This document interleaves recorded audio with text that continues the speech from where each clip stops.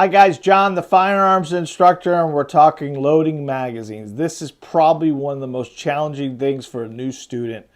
A magazine is made up of three items. It's got a base plate, it's got a follower, and in the middle here is a spring. And every time you put a round in this magazine, the spring gets compacted and it gets tougher and tougher and tougher as you load. So a lot of people try to hold the magazine and put it against their chest or out here in the open. I always recommend putting the magazine on a hard surface. In the range in the back, you want to put it on the table.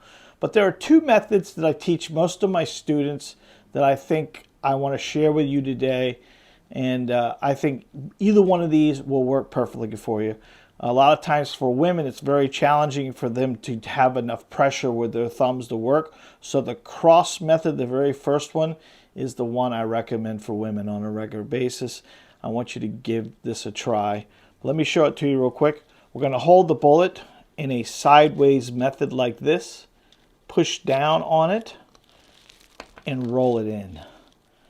And if we push down this one on top of that one and roll it in, that's the cross method. Now what happens there, if you stick to my 5 rounds or more, we already have 2 in there.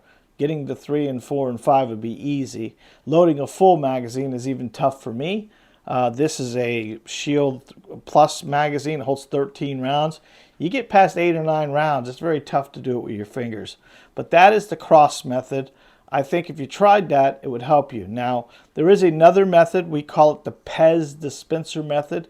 You might not be old enough to know what a PEZ was, but that was an old candy thing that you used to flip the lid up. But basically what happens is we're going to take this bullet, we're going to hold it down on the magazine with pressure, and we're going to slide it forward and roll it in my thumb.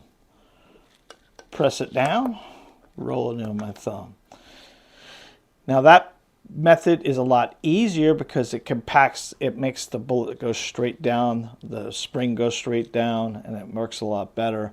Because if you kind of look at this magazine, not only do you have a base plate and a spring and a follower, but you have these 2 lips in the back of the magazine that holds the bullet in. When you're putting a round in a magazine, you got to be in front of that prior to sliding the bullet in. It's sort of a down and in situation you're trying to do with the magazine, because when this bullet comes off this magazine into the gun, it ramps up into the gun. So it has to be at that angle you see there. Now I know what somebody on this video is going to say, well, why don't you just use the loader? Now we do have a loader. We have a video, I did a full video tutorial on this thing here. This is called a Oopla. It's a great piece. Now you should have one of these in your range bag. It makes it a lot easier for you. But you got to know how to load the magazine without this.